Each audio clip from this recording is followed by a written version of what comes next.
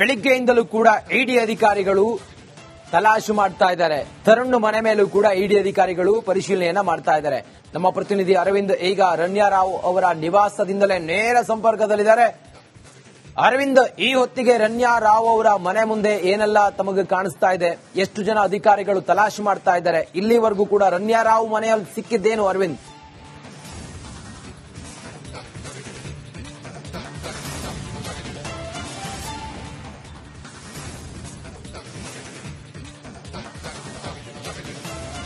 ಖಂಡಿತ ರಂಜಿತ್, ಈ ಒಂದು ಗೋಲ್ಡ್ ಸ್ಮಗ್ಲಿಂಗ್ ಏನ್ ನಡೆದಿತ್ತು, ಸ್ಯಾಂಡ್ಲ್ವುಡ್ ನಟಿ ರಣ್ಯಾ ಅವರು ರೆಡ್ ಹ್ಯಾಂಡ್ ಆಗಿ ಸುಮಾರು 12 ಕೋಟಿ ಮೌಲ್ಯದ ಚಿನ್ನ, ಅಕ್ರಮ ಚಿನ್ನದ ಸಮೇತ ಬಂಧನಕ್ಕೊಳಗಾಗಿರ್ತಾರೆ. ಡಿಆರ್ ಅಧಿಕಾರಿಗಳು ಬಂಧನ ಮಾಡಿರ್ತಾರೆ.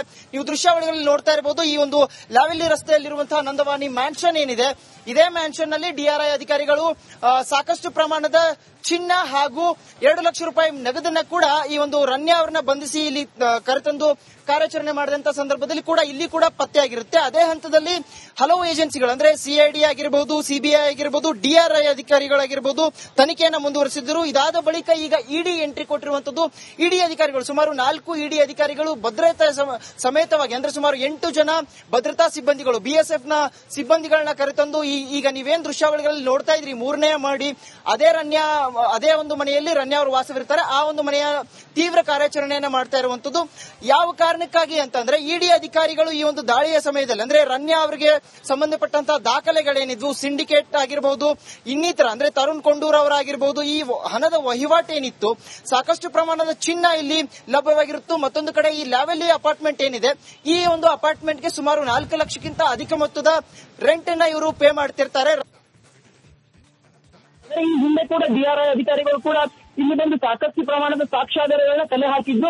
ಆ ಒಂದು ಸಂದರ್ಭದಲ್ಲೂ ಕೂಡ ಚಿನ್ನ ದೊರೆತಿತ್ತು. ಹಾಗೆ 2 ಗಂಟೆಗಳಿಂದ ಈ ಒಂದು ತಲಾಶನ್ನ ಮಾಡ್ತಾ ಇದ್ದಾರೆ. ಈ ಹಿಂದೆ ಕೂಡ ಡಿಆರ್ಐ ಅಧಿಕಾರಿಗಳು ಕೂಡ ಇಲ್ಲಿ ಬಂದು ಸಾಕಷ್ಟು ಪ್ರಮಾಣದ ಸಾಕ್ಷ್ಯಾಧಾರಗಳನ್ನ ಕಲೆ ಹಾಕಿದ್ರು. ಆ ಒಂದು ಸಂದರ್ಭದಲ್ಲೂ ಕೂಡ ಚಿನ್ನ ದೊರೆತಿತ್ತು, ಹಾಗೆ 2 ಲಕ್ಷ ನಗದು ಕೂಡ ದೊರೆತಿತ್ತು. ರಣ್ಯಾ ಅವರಿಗೆ ಸೇರಿದಂತಹ 3 ಕಂಪನಿಗಳಿದ್ವು. 3 ಕಂಪನಿಗಳಿಗೆ ರಣ್ಯಾ ಅವರು ನಿರ್ದೇಶಕಿಯಾಗಿ ಇದ್ರು. ಅದೇ ಒಂದು ಕಂಪನಿಗಳಲ್ಲಿ ಸಂಬಂಧಪಟ್ಟ ಅಂದ್ರೆ ಡಿಜಿಪಿ ಏನಿದ್ರು, ಹಿರಿಯ ಐಪಿಎಸ್ ಅಧಿಕಾರಿ ರಾಮಚಂದ್ರ ಅವರ ಮಗ ಕೂಡ ಇದ್ರು. ದೃಶ್ಯಾವಳಿಗಳಲ್ಲಿ ನೀವು ನೋಡ್ತಾ ಇರಬಹುದು. ಈ 3ನೇ ಮಹಡಿಯಲ್ಲಿ ಅಸ್ಸಾಂನ ಸಿಎಂನ ಮಕ್ಕಳು ಕೂಡ ಈ ಹಿಂದೆ ವಾಸವಾಗಿದ್ರು. ಅದೇ ಫ್ಲಾಟ್ ನಲ್ಲಿ ರಣ್ಯಾ ಅವರು ಕೂಡ ವಾಸವಾಗಿದ್ರು. ಈ ಒಂದು ಫ್ಲಾಟ್ಗೆ ಇವರು ರೆಂಟ್ ಅನ್ನ ಪೇ ಮಾಡ್ತಿರ್ತಾರೆ. ಇವರ ಆದಾಯದ ಮೂಲ ಯಾವುದು, ಹಾಗೆ ಇವರು ಇಷ್ಟೊಂದು ಅಕ್ರಮ ಚಿನ್ನವನ್ನ ಸ್ಮಗ್ಲಿಂಗ್ ಮಾಡುವಾಗ ಅಂದ್ರೆ ಏರ್ಪೋರ್ಟ್ ಏನಿದೆ, ಅಂತಾರಾಷ್ಟ್ರೀಯ ವಿಮಾನ ನಿಲ್ದಾಣ ಬೆಂಗಳೂರು ಏರ್ಪೋರ್ಟ್ ಏನಿದೆ, ಅಲ್ಲಿ ಈ ಒಂದು ದಾಖಲೆಯ ಅಕ್ರಮ ಚಿನ್ನ ಸಾಗಾಣಿಕೆ ಒಂದು ಕೇಸ್ ಇದಾಗಿರುವಂತದ್ದು. ರಣ್ಯಾ ಅರವಿಂದ್, ಥ್ಯಾಂಕ್ ಯು ತಮ್ಮೆಲ್ಲ ಮಾಹಿತಿಗೆ. ಬೆಳಿಗ್ಗೆಯಿಂದಲೂ ಕೂಡ ಇಡಿ ಅಧಿಕಾರಿಗಳು ತಲಾಶು ಮಾಡ್ತಾ ಇದ್ದಾರೆ. ತರುಣ್ ಮನೆ ಮೇಲೂ ಕೂಡ ಇಡಿ ಅಧಿಕಾರಿಗಳು ಪರಿಶೀಲನೆಯನ್ನ ಮಾಡ್ತಾ ಇದ್ದಾರೆ. ನಮ್ಮ ಪ್ರತಿನಿಧಿ ಅರವಿಂದ್ ಈಗ ರಣ್ಯಾರಾವ್ ಅವರ ನಿವಾಸದಿಂದಲೇ ನೇರ ಸಂಪರ್ಕದಲ್ಲಿದ್ದಾರೆ. ಅರವಿಂದ್, ಈ ಹೊತ್ತಿಗೆ ರಣ್ಯಾರಾವ್ ಅವರ ಮನೆ ಮುಂದೆ ಏನೆಲ್ಲ ತಮಗೆ ಕಾಣಿಸ್ತಾ ಇದೆ? ಎಷ್ಟು ಜನ ಅಧಿಕಾರಿಗಳು ತಲಾಶು ಮಾಡ್ತಾ ಇದ್ದಾರೆ? ಇಲ್ಲಿವರೆಗೂ ಕೂಡ ರಣ್ಯಾರಾವ್ ಮನೆಯಲ್ಲಿ ಸಿಕ್ಕಿದ್ದೇನು ಅರವಿಂದ್?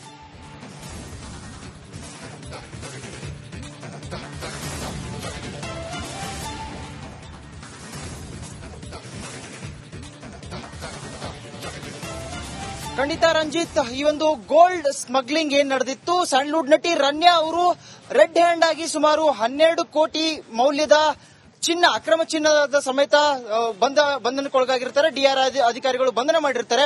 ನೀವು ದೃಶ್ಯಾವಳಿಗಳಲ್ಲಿ ನೋಡ್ತಾ ಇರಬಹುದು. ಈ ಒಂದು ಲಾವೆಲ್ಲಿ ರಸ್ತೆಯಲ್ಲಿರುವಂತಹ ನಂದವಾನಿ ಮ್ಯಾನ್ಷನ್ ಏನಿದೆ, ಇದೇ ಮ್ಯಾನ್ಷನ್ ನಲ್ಲಿ ಡಿಆರ್ಐ ಅಧಿಕಾರಿಗಳು ಸಾಕಷ್ಟು ಪ್ರಮಾಣದ ಚಿನ್ನ ಹಾಗೂ 2 ಲಕ್ಷ ರೂಪಾಯಿ ನಗದನ್ನ ಕೂಡ ಈ ಒಂದು ರಣ್ಯಾ ಅವರನ್ನ ಬಂಧಿಸಿ ಇಲ್ಲಿ ಕರೆತಂದು ಕಾರ್ಯಾಚರಣೆ ಮಾಡಿದಂತ ಸಂದರ್ಭದಲ್ಲಿ ಕೂಡ ಇಲ್ಲಿ ಕೂಡ ಪತ್ತೆಯಾಗಿರುತ್ತೆ. ಅದೇ ಹಂತದಲ್ಲಿ ಹಲವು ಏಜೆನ್ಸಿಗಳು ಅಂದ್ರೆ ಸಿಐಡಿ ಆಗಿರಬಹುದು, ಸಿಬಿಐ ಆಗಿರಬಹುದು, ಡಿಆರ್ಐ ಅಧಿಕಾರಿಗಳಾಗಿರಬಹುದು ತನಿಖೆಯನ್ನ ಮುಂದುವರೆಸಿದ್ರು. ಇದಾದ ಬಳಿಕ ಈಗ ಇಡಿ ಎಂಟ್ರಿ ಕೊಟ್ಟಿರುವಂತದ್ದು. ಇಡಿ ಅಧಿಕಾರಿಗಳು ಸುಮಾರು 4 ಇಡಿ ಅಧಿಕಾರಿಗಳು ಭದ್ರತಾ ಸಮೇತವಾಗಿ ಅಂದ್ರೆ ಸುಮಾರು 8 ಜನ ಭದ್ರತಾ ಸಿಬ್ಬಂದಿಗಳು, ಬಿಎಸ್ಎಫ್ ನ ಸಿಬ್ಬಂದಿಗಳನ್ನ ಕರೆತಂದು ಈಗ ನೀವೇನ್ ದೃಶ್ಯಾವಳಿಗಳಲ್ಲಿ ನೋಡ್ತಾ ಇದ್ರಿ, 3ನೇ ಮಾಡಿ ಅದೇ ಒಂದು ಮನೆಯಲ್ಲಿ ರಣ್ಯಾ ಅವರು ವಾಸವಿರ್ತಾರೆ. ಆ ಒಂದು ಮನೆಯ ತೀವ್ರ ಕಾರ್ಯಾಚರಣೆಯನ್ನ ಮಾಡ್ತಾ ಇರುವಂತದ್ದು. ಯಾವ ಕಾರಣಕ್ಕಾಗಿ ಅಂತಂದ್ರೆ ಇಡಿ ಅಧಿಕಾರಿಗಳು ಈ ಒಂದು ದಾಳಿಯ ಸಮಯದಲ್ಲಿ ಅಂದ್ರೆ ರಣ್ಯಾ ಅವರಿಗೆ ಸಂಬಂಧಪಟ್ಟಂತಹ ದಾಖಲೆಗಳೇನಿದ್ವು, ಸಿಂಡಿಕೇಟ್ ಆಗಿರಬಹುದು, ಇನ್ನಿತರ ಅಂದ್ರೆ ತರುಣ್ ಕೊಂಡೂರ್ ಅವರಾಗಿರಬಹುದು, ಈ ಹಣದ ವಹಿವಾಟೇನಿತ್ತು, ಸಾಕಷ್ಟು ಪ್ರಮಾಣದ ಚಿನ್ನ ಇಲ್ಲಿ ಲಭ್ಯವಾಗಿರುತ್ತು. ಮತ್ತೊಂದು ಕಡೆ ಈ ಲಾವೆಲ್ಲಿ ಅಪಾರ್ಟ್ಮೆಂಟ್ ಏನಿದೆ, ಈ ಒಂದು ಅಪಾರ್ಟ್ಮೆಂಟ್ಗೆ ಸುಮಾರು 4 ಲಕ್ಷಕ್ಕಿಂತ ಅಧಿಕ ಮೊತ್ತದ ರೆಂಟ್ ಅನ್ನ ಇವರು ಪೇ ಮಾಡ್ತಿರ್ತಾರೆ. ಈ ಹಿಂದೆ ಕೂಡ ಡಿಆರ್ಐ ಅಧಿಕಾರಿಗಳು ಕೂಡ ಇಲ್ಲಿ ಬಂದು ಸಾಕಷ್ಟು ಪ್ರಮಾಣದ ಸಾಕ್ಷ್ಯಾಧಾರಗಳನ್ನ ಕಲೆ ಹಾಕಿದ್ದು. ಆ ಒಂದು ಸಂದರ್ಭದಲ್ಲೂ ಕೂಡ ಚಿನ್ನ ದೊರೆತಿತ್ತು. ಹಾಗೆ 2 ಗಂಟೆಗಳಿಂದ ಈ ಒಂದು ತಲಾಶನ್ನ ಮಾಡ್ತಾ ಇದ್ದಾರೆ. ಈ ಹಿಂದೆ ಕೂಡ ಡಿಆರ್ಐ ಅಧಿಕಾರಿಗಳು ಕೂಡ ಇಲ್ಲಿ ಬಂದು ಸಾಕಷ್ಟು ಪ್ರಮಾಣದ ಸಾಕ್ಷ್ಯಾಧಾರಗಳನ್ನ ಕಲೆ ಹಾಕಿದ್ರು. ಆ ಒಂದು ಸಂದರ್ಭದಲ್ಲೂ ಕೂಡ ಚಿನ್ನ ದೊರೆತಿತ್ತು. ಹಾಗೆ 2 ಲಕ್ಷ ನಗದು ಕೂಡ ದೊರೆತಿತ್ತು. ರನ್ಯಾ ಅವರಿಗೆ ಸೇರಿದಂತಹ 3 ಕಂಪನಿಗಳಿದ್ವು. 3 ಕಂಪನಿಗಳಿಗೆ ರನ್ಯಾ ಅವರು ನಿರ್ದೇಶಕಿಯಾಗಿ ಇದ್ರು. ಅದೇ ಒಂದು ಕಂಪನಿಗಳಲ್ಲಿ ಸಂಬಂಧಪಟ್ಟ ಅಂದ್ರೆ ಡಿಜಿಪಿ ಏನಿದ್ರು, ಹಿರಿಯ ಐಪಿಎಸ್ ಅಧಿಕಾರಿ ರಾಮಚಂದ್ರ ಅವರ ಮಗ ಕೂಡ ಇದ್ರು. ದೃಶ್ಯಾವಳಿಗಳಲ್ಲಿ ನೀವು ನೋಡ್ತಾ ಇರಬಹುದು. ಈ 3ನೇ ಮಹಡಿಯಲ್ಲಿ ಅಸ್ಸಾಂನ ಸಿಎಂನ ಮಕ್ಕಳು ಕೂಡ ಈ ಹಿಂದೆ ವಾಸವಾಗಿದ್ರು. ಅದೇ ಫ್ಲಾಟ್ ನಲ್ಲಿ ರನ್ಯಾ ಅವರು ಕೂಡ ವಾಸವಾಗಿದ್ರು. ಈ ಒಂದು ಫ್ಲಾಟ್ಗೆ ಇವರು ರೆಂಟ್ ಅನ್ನ ಪೇ ಮಾಡ್ತಿರ್ತಾರೆ. ಇವರ ಆದಾಯದ ಮೂಲ ಯಾವುದು? ಹಾಗೆ ಇವರು ಇಷ್ಟೊಂದು ಅಕ್ರಮ ಚಿನ್ನವನ್ನ ಸ್ಮಗ್ಲಿಂಗ್ ಮಾಡುವಾಗ ಅಂದ್ರೆ ಏರ್ಪೋರ್ಟ್ ಏನಿದೆ, ಅಂತಾರಾಷ್ಟ್ರೀಯ ವಿಮಾನ ನಿಲ್ದಾಣ ಬೆಂಗಳೂರು ಏರ್ಪೋರ್ಟ್ ಏನಿದೆ, ಅಲ್ಲಿ ಈ ಒಂದು ದಾಖಲೆಯ ಅಕ್ರಮ ಚಿನ್ನ ಸಾಗಾಣಿಕೆ ಒಂದು ಕೇಸ್ ಇದಾಗಿರುವಂತದ್ದು. ರನ್ಯಾ ಅರವಿಂದ್, ಥ್ಯಾಂಕ್ ಯು ತಮ್ಮೆಲ್ಲ ಮಾಹಿತಿಗೆ. ಬೆಳಿಗ್ಗೆಯಿಂದಲೂ ಕೂಡ ಇಡಿ ಅಧಿಕಾರಿಗಳು ತಲಾಶು ಮಾಡ್ತಾ ಇದ್ದಾರೆ. ತರುಣ್ ಮನೆ ಮೇಲೂ ಕೂಡ ಇಡಿ ಅಧಿಕಾರಿಗಳು ಪರಿಶೀಲನೆಯನ್ನ ಮಾಡ್ತಾ ಇದ್ದಾರೆ.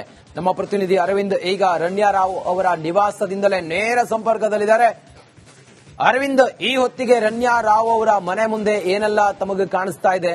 ಎಷ್ಟು ಜನ ಅಧಿಕಾರಿಗಳು ತಲಾಶು ಮಾಡ್ತಾ ಇದ್ದಾರೆ? ಇಲ್ಲಿವರೆಗೂ ಕೂಡ ರನ್ಯಾ ರಾವ್ ಮನೆಯಲ್ಲಿ ಸಿಕ್ಕಿದ್ದೇನು ಅರವಿಂದ್?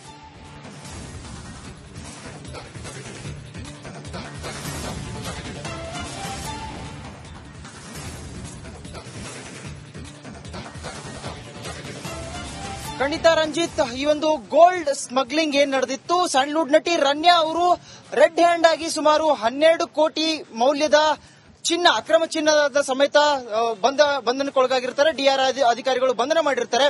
ನೀವು ದೃಶ್ಯಾವಳಿಗಳಲ್ಲಿ ನೋಡ್ತಾ ಇರಬಹುದು. ಈ ಒಂದು ಲಾವೆಲ್ಲಿ ರಸ್ತೆಯಲ್ಲಿರುವಂತಹ ನಂದವಾನಿ ಮ್ಯಾನ್ಷನ್ ಏನಿದೆ, ಇದೇ ಮ್ಯಾನ್ಷನ್ ನಲ್ಲಿ ಡಿಆರ್ಐ ಅಧಿಕಾರಿಗಳು ಸಾಕಷ್ಟು ಪ್ರಮಾಣದ ಚಿನ್ನ ಹಾಗೂ 2 ಲಕ್ಷ ರೂಪಾಯಿ ನಗದನ್ನ ಕೂಡ ಈ ಒಂದು ರನ್ಯಾ ಅವರನ್ನ ಬಂಧಿಸಿ ಇಲ್ಲಿ ಕರೆತಂದು ಕಾರ್ಯಾಚರಣೆ ಮಾಡಿದಂತ ಸಂದರ್ಭದಲ್ಲಿ ಕೂಡ ಇಲ್ಲಿ ಕೂಡ ಪತ್ತೆಯಾಗಿರುತ್ತೆ. ಅದೇ ಹಂತದಲ್ಲಿ ಹಲವು ಏಜೆನ್ಸಿಗಳು ಅಂದ್ರೆ ಸಿಐಡಿ ಆಗಿರಬಹುದು, ಸಿಬಿಐ ಆಗಿರಬಹುದು, ಡಿಆರ್ಐ ಅಧಿಕಾರಿಗಳಾಗಿರಬಹುದು ತನಿಖೆಯನ್ನ ಮುಂದುವರೆಸಿದ್ರು. ಇದಾದ ಬಳಿಕ ಈಗ ಇಡಿ ಎಂಟ್ರಿ ಕೊಟ್ಟಿರುವಂತದ್ದು.